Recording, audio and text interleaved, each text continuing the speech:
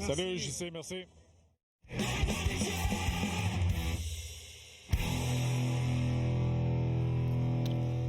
Très heureux de retrouver Renaud Lavoie à la mise en échec. Renaud, comment ça va? Bon week-end, beau week-end de retour de Vancouver avec une victoire in extremis, Jean-Charles. C'est-tu le fun, ça? Hein?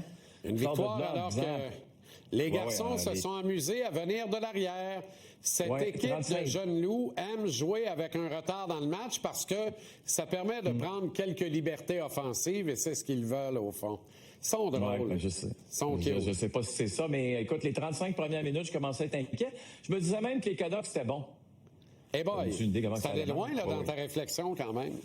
Oui, très, très loin. Je me suis dit, finalement, ils sont peut-être pas si pires que ça. Bien, la déclaration s'applique à merveille pour le Kraken de Seattle cette année, toutefois. Ouais. Et ce pourrait être un piège plus gros que l'édifice à Seattle pour le Canadien demain. Exact. Puis, tu sais comment que c'est un beau mois d'octobre, là, qu'on le veuille ou qu'on le veuille pas. Les Canadiens qui ont quitté la semaine dernière à l'étranger, mardi, qui vont revenir mercredi suite au match de mardi soir. Là, on reviendra pas après la rencontre de demain. On va rester à Seattle, on va prendre l'avion le lendemain pour revenir à Montréal. Puis, si tu sors de là avec un seul revers, puis en plus, le revers, tu pourrais presque l'expliquer par une victoire des officiels, à partir de ce moment-là, tu te dis, hey, c'est tout un voyage, mais ce que j'aime de Martin Saint-Louis, c'est que si tu penses qu'aujourd'hui, il se présente dans un point de presse avec le gros sourire aux lèvres en disant « Hey, nous autres, là, regardez ça, comment qu'on est bon. » Non. Je te dis pas qu'il était de mauvaise humeur. Il n'est pas de mauvaise humeur non plus. Il fait juste dire « Non, on n'a rien fait encore. Faut pas se satisfaire de notre voyage. Oui, on peut sortir du match de demain avec une super belle fiche, mais pour ça, faut se mettre à la tâche. Face au Kraken, n'oublions pas, le Kraken qui a fait mal paraître les Canadiens l'an dernier au Centre Bell. Depuis ce temps-là, ça va un peu mieux pour le tricolore face à cette formation, c'est vrai. Mais ça reste que c'est une équipe qui joue du bon hockey défensif, du hockey que je considère plate, mais qui fait en sorte que ça te force à travailler. Alors, si on décide justement de mettre les bas de travail, ça va fonctionner. La bonne nouvelle pour les Canadiens, on connaît le Kraken, on les a affrontés au début de la saison pour ouvrir justement la saison à domicile il y a 2 semaines. Donc, à partir de ce moment-là, ça te donne un certain avantage connaissant l'équipe que tu vas affronter. Renaud, c'est pas encore dramatique, on est en octobre, mais c'est déjà éreintant comme calendrier. Quand on voit que c'est condensé de la sorte, c'est impératif de bien distribuer le temps de glace. Est-ce que le coach a les moyens de ses ambitions en cette matière ou il a juste pas le goût d'en donner à valeur un peu plus ajoutée à Albert Jacquet? On a l'impression que c'est reparti, là, la relation de tough love. On a joué dans ce film-là l'an dernier. Est-ce que Jacquet doit comprendre quelque chose là, dans son temps d'utilisation? Bon, peut-tu aller voir les pénalités du dernier match, Jean-Charles, OK? Tu sais que la première pénalité, je veux dire, à quelque part, est-ce la fin du monde? OK, c'est retenu, parfait. Ça t'empêche un joueur qui s'en va, là, évidemment, en zone offensive. Toi, t'es pris flat-foot, comme on dit, là. Donc, à partir de ce moment-là, c'est une pénalité. C'est la deuxième pénalité. La deuxième pénalité, là, c'est un pic, là. Je veux dire, c'est un pic comme au football, là. Devant l'officiel. Écoute, là, Jean-Charles, là, tu sais, je suis pas sûr que c'était nécessaire comme jeu. Puis 2, c'est une pénalité que je veux pas dire inutile, là, mais c'est parce qu'elle te fait mal. Elle a un impact par la suite sur le reste de ta rencontre. Et le reste de ta rencontre, c'est au bout du banc, là. Albert Jacquet n'a pas joué, là, pour le reste du match, là. Il a joué 6 minutes dans la rencontre de samedi. Il n'a pas joué une seule présence en 3e période, là. Même si on avait une avance de 2 buts, là, on s'est pas dit on va envoyer Arbor, va bien défendre, là. Absolument pas. On l'a laissé au bout du banc, puis ça a été la fin de la soirée. Albert Jacquet, je l'ai toujours, et je pense que toi aussi, Jean-Charles, considéré comme un élément très important pour cette équipe-là. OK? Je le veux dans ma formation à tous les soirs. Même si demain, c'est le Kraken qui n'ont aucun tough, je le veux quand même dans ma formation. Sauf que là, le problème qu'il y a, c'est que ça donne des arguments pour le sortir de la formation. Surtout la deuxième pénalité. Pourquoi cette pénalité? Je comprends que tu veux faire créer de l'espace. C'est peut-être un réflexe naturel que tu veux faire donner de l'espace à ton coéquipier. mais les officiels ne laisseront jamais passer ça. Pas derrière le filet comme ça de ton équipe. Là. C'est comme impossible. Alors, j'espère pour Harbour que...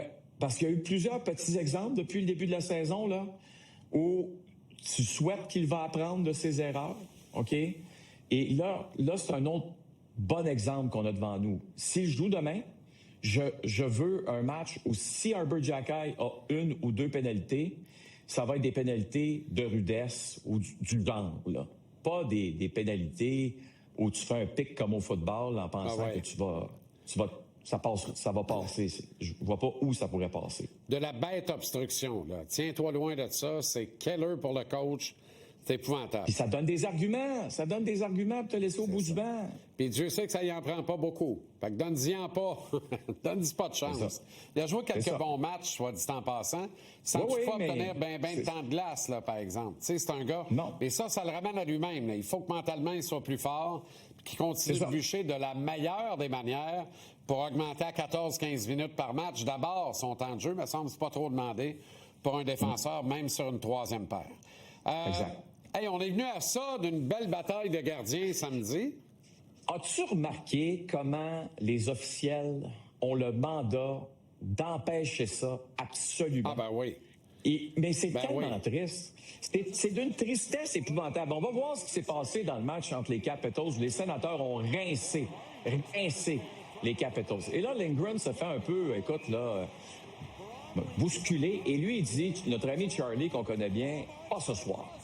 Ce soir, ça ne passera pas, surtout qu'il y a beaucoup de rondelles qui passaient. Et là, il y a Tabarros, Linus, Ullmark, qui d'autres qui arrivent. Et là, c'est là où les officiels, je trouve, qu'ils font tout en leur possible pour, évidemment, empêcher ça. Normalement, lorsqu'il y a une bagarre de gardien de but, ça se retrouve les deux au centre de la glace. On enlève les gants. Il y a une foire qui a éclaté. Puis à partir de ce moment-là, les deux gardiens se regardent et se disent, on y va dessus. Dans ce cas-ci, c'est que Charlie était déjà impliqué, faisait partie intégrante, évidemment, de ce qui se passait sur la patinoire. J'ai bien aimé Linus Ullmark qui a décidé d'y aller, qui a dit après la rencontre, Jean-Charles, je cite, « J'ai absolument rien contre Charlie Lindgren, c'est un maudit bon gars, effectivement, mais j'avais une job à faire. » Donc, il a décidé de se diriger. Je sais que la Ligue nationale n'aime pas ça. Je te le dis, là, si les deux gardiens s'étaient retrouvés à la ligne bleue à quelque part, je pense que c'est arrivé à Marc-André Fleury l'an dernier ou il y a 2 ans, puis Marc-André voulait absolument se battre. Il faut au moins que je me batte une fois dans la Ligue nationale de hockey. Et automatiquement, les officiels les empêchent. Moi, je dirais, pour le bien du spectacle, allez-y. Allez-y. Je pense que ce serait le fun. Allez-y. Je vais pas faire pipi sa parade, là.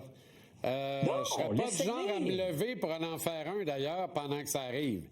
Mais les bagarres de gardiens de but, traditionnellement, moi, je trouve ça limite. Je trouve que c'est dangereux. Je regarde aller, là, puis hey, il y en a un qui va se tordre un genou, ça va pogner dans la ganse de la pad, ça va mal finir, cette histoire-là. C'est pas toutes des classiques. Tu te rappelles notre camarade Patrick Lalline, t'as pas pire au bout du point. Et que dire de l'autre Patrick Casso avec c'était Chris Osgood, je pense, des Red Wings. Mon Dieu, aïe, ça c'est une vraie. Une sincère. Laissez-les aller. Laissez-les. Oui, laissez-les aller. À demain, Renaud. Laissez jouer. Hey, salut Jean-Charles, à demain. Xhekaj adorerait ça. On va prendre des nouvelles du Rocket de Laval par la meilleure voix qui soit, celle de son entraîneur-chef, Pascal Vincent, avec qui on termine le beau programme ce soir, à un petit peu plus d'1 heure du premier lancé du match numéro 3 de la Série mondiale Jays Dodgers.